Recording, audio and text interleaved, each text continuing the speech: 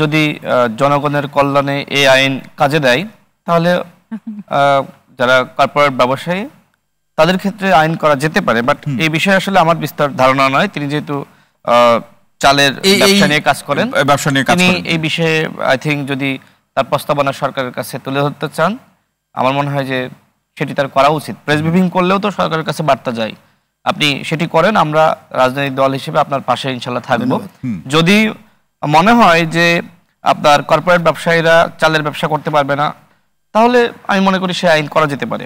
তবে উনি খুব মূল্যবান কথা বলেছে যে আমাদের বাণিজ্য উপদেষ্টা, শুরুতে তার ব্যাপক সমালোচনা ছিল যে তার ভাই ডামি এমপি, পরবর্তীতে বিশেষ করে আপনার ভারত নিয়ে ব্যাপক গরম গরম বক্তব্য দিয়েছে। এই দেশের একটি বিষয় হলো যে ভারত নিয়ে যত গরম বক্তব্য দিবেন আপনি তত হিরো।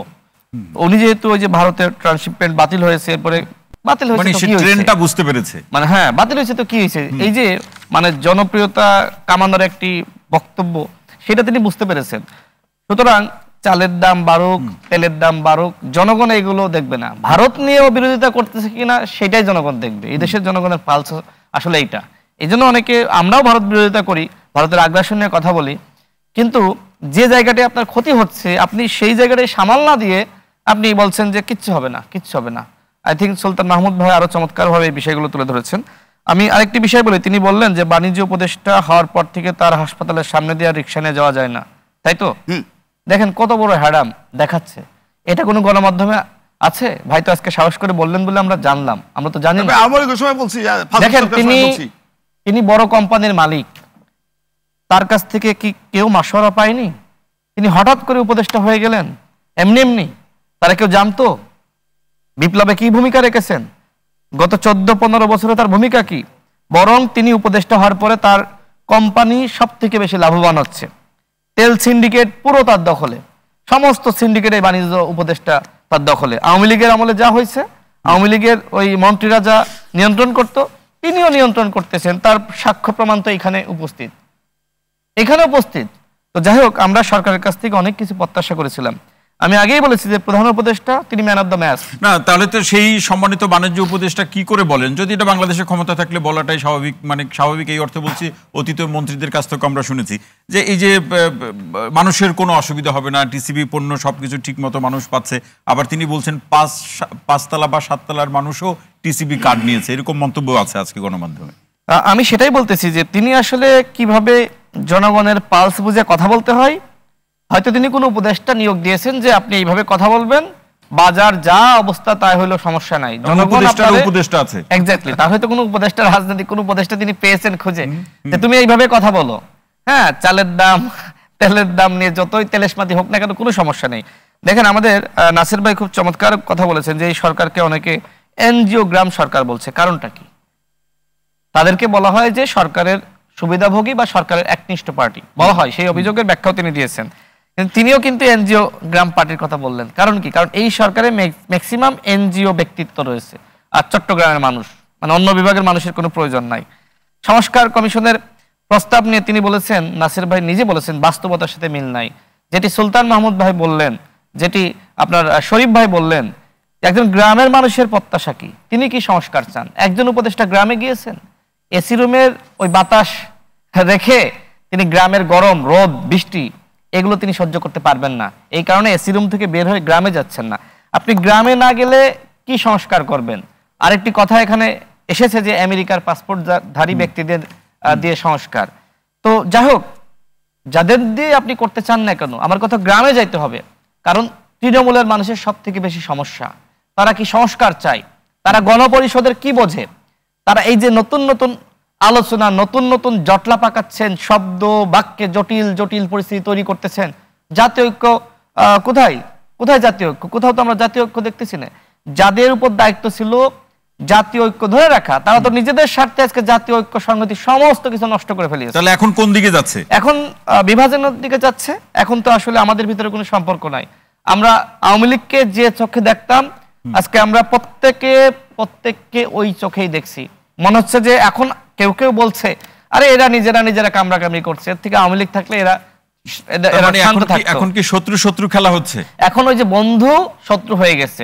সমস্যাটা হলো যখন আপনার শত্রু থাকে তখন প্রবলেম হয় না, কিন্তু কথা আছে না যে ঘরের শত্রু বিভীষণ এবং বন্ধুর শত্রু হওয়ার কারণে এখন এক বন্ধু আর এক বন্ধুকে সহ্য করতে পারছে না। আমি শেষ করি। ভাই আরেকটি কথা বলেছেন যে সরকার নিজের দিকে গুটিয়ে যাচ্ছে, মানে নিজের যে বন্ধু বান্ধব আত্মীয় স্বজন তাদেরকে বেশি বেশি নিয়োগ দিচ্ছে, তাদেরকে বেশি বেশি প্রমোশন দিচ্ছে, আর জনগণের চিন্তা, মানে উনি ওনাদের শব্দে প্রো পিপল হইতে পারে নাই, জনগণের চিন্তা করতেছে না। দেখেন, জনগণের চিন্তা যদি করত তাহলে কোনোভাবেই একজন ব্যাংকারকে স্বাস্থ্য উপদেষ্টার দায়িত্ব দিত না। প্রধান উপদেষ্টার উনি কি হন আমি জানি না, বাট উনি গ্রামীণ ব্যাংকের ম্যানেজার ছিলেন।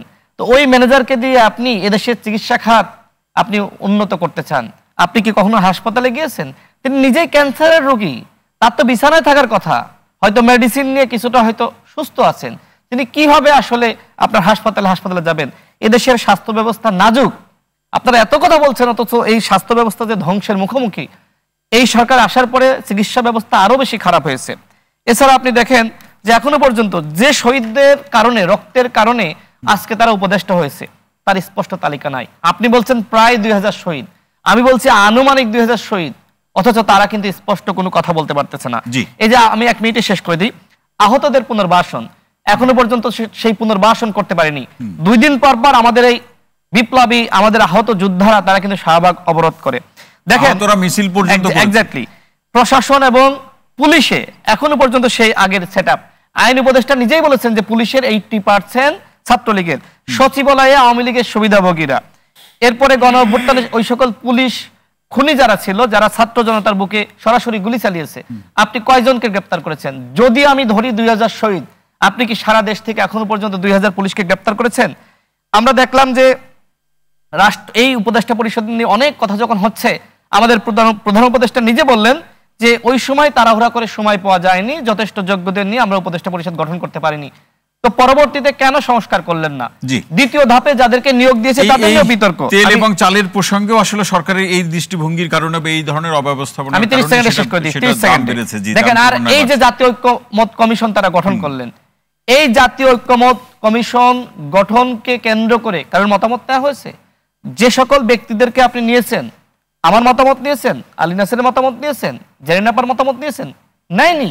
যেখানে জাতীয় ঐক্যমত কমিশন বলেন বা সংস্কার কমিশন বলেন, যাদের নিয়েই আমরা ঐক্যমতে আসতে পারিনি, সেখানে তারা যে প্রস্তাবনা, যেটা বাস্তবতার সাথে মিল নাই, তাদের ওই প্রস্তাবনায় আমরা কিভাবে আসলে আমাদের মিল থাকবে বা আমরা একমত হব? সর্বশেষ যেটি বলবো সেটি হলো, দেখেন একটি নারী বিষয়ক সংস্কার কমিশন গঠন করেছে, ধর্মের সাথে তাদের বক্তব্যগুলো পুরোপুরি সাংঘর্ষিক।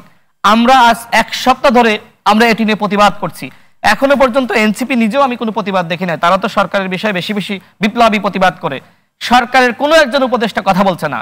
ইতিমধ্যে হেফাজত সহ, জামাত ইসলাম সহ বাংলাদেশের ইসলামী ঘরানার প্রত্যেকটা দল, এমনকি আমরাও আমাদের দলের পক্ষ থেকে প্রতিবাদ জানিয়েছি যে এই নারী কমিশন, যারা অভ্যুত্থানে যে সকল নারীদেরকে আমরা রাস্তায় দেখেছি, তাদের প্রতিনিধিত্ব করে না। কিন্তু এই বিতর্কিত নারী কমিশন এখনো বাতিল করা হয়নি। সরকারের যদি ধ্বংস হয়, সরকারের যদি জনপ্রিয়তা নষ্ট হয়, আমি আজকে বলে দিলাম, এই নারী কমিশন বাতিল না করলে সরকারের 12টা বেজে যাবে।